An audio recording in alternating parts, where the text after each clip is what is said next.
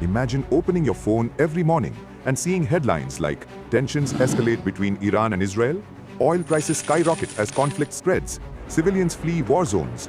Your heart races, your mind spins, and somehow it never stops. Sounds familiar, right?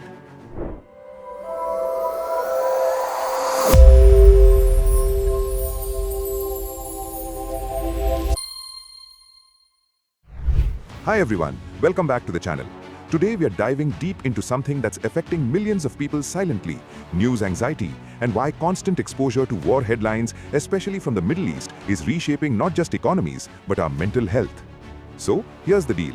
The Middle East has always been a hotspot for conflicts, but right now, with Iran-Israel tensions escalating, it's not just geopolitics anymore.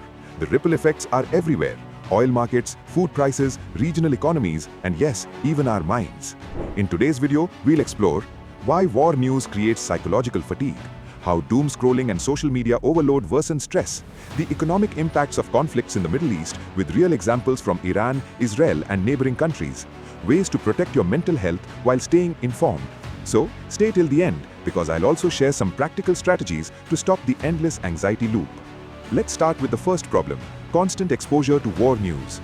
Every day, news outlets and social media platforms push notifications about conflicts, whether it's Iran-Israel tension over nuclear talks, missile strikes, or Israel's military operations. Your brain is bombarded with alarming headlines. This constant information flow leads to something psychologists call psychological fatigue. Basically, your brain gets tired of processing fear and uncertainty. Your sleep is disturbed, concentration drops, and even your mood takes a hit. And the more you scroll, the more anxious you feel. This is called doom scrolling, and studies show that it can trigger symptoms similar to chronic stress and even depression over time. Now, social media makes things worse. On Twitter, Instagram, and TikTok, conflicts are shown in short, sensational videos. You see explosions, protests, and civilian suffering within seconds. The brain doesn't differentiate between direct experience and what you see on a screen. It reacts the same way. For instance, during the current Iran-Israel tensions, hashtags and trending posts amplify fear. Even people living thousands of miles away report palpitations, nightmares, and panic just from reading these updates.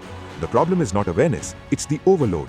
You start feeling helpless because the conflict feels massive, endless, and out of your control. Let's talk numbers. War doesn't just affect lives, it reshapes economies. Take Iran. Sanctions, geopolitical uncertainty, and rising tensions with Israel have already caused currency devaluation, inflation, and a drop in foreign investments. Local businesses struggle to operate as supply chains are disrupted. Meanwhile, Israel, despite having a stronger economy, faces rising defense spending and stock market volatility whenever conflict spikes. Even tech startups, tourism, and agriculture sectors take a hit. And this doesn't stop at the two countries. Neighboring economies like Lebanon, Jordan, and Iraq are indirectly affected.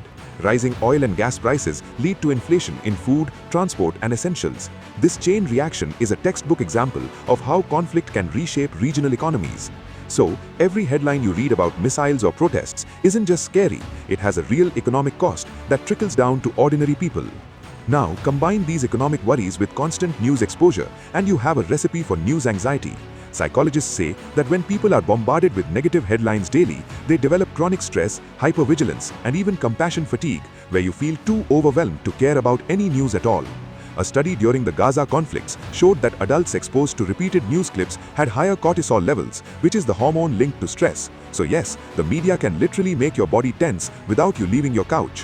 Why do we get hooked to this bad news? It's called the negativity bias. Our brains are wired to pay attention to threats. It's evolutionary. Hundreds of years ago, noticing danger could save your life. Today, it just makes you anxious scrolling through your phone. Combine that with social media algorithms designed to maximize engagement, and you end up trapped in a loop of doom scrolling, anxiety, and stress. So, what can we do? I have some practical tips that work, and yes, I follow these myself. 1. Limit exposure. Check news only 2 to 3 times a day instead of 24/7 updates. 2. Choose reliable sources. Avoid sensational headlines. Stick to fact-based reporting. 3. Digital detox. Take breaks from social media. Even a few hours helps reduce stress. 4. Mindfulness and breathing exercises. Meditation or deep breathing can lower cortisol levels. 5. Talk about it. Sharing your feelings with friends or a therapist helps process anxiety. 6. Focus on what you can control. Supporting humanitarian causes or learning about solutions can give a sense of agency. Remember, staying informed is good, but mental health is more important than being constantly up to date. And here's the connection many people miss. When Middle East conflicts disrupt economies, it affects daily life globally. Oil prices, inflation, trade, and even job markets. That in turn feeds back into stress and anxiety for millions of people. So, yes, the Iran-Israel conflict isn't just a geopolitical headline, it's reshaping economies, markets, and mental health worldwide. Understanding the connection helps us navigate the news without losing our sanity. To wrap up, doom-scrolling, sensational headlines, and Middle East conflicts are a perfect storm for news anxiety. But with awareness, boundaries, and a few mental health strategies, you can protect yourself while staying informed. If you found this video useful, hit like, subscribe, and share it with someone who spends hours scrolling through war news. And comment below, how do you handle news anxiety? Let's create a community where we can talk about this openly. Thanks for watching, and remember, staying informed is good, but protecting your mind is better.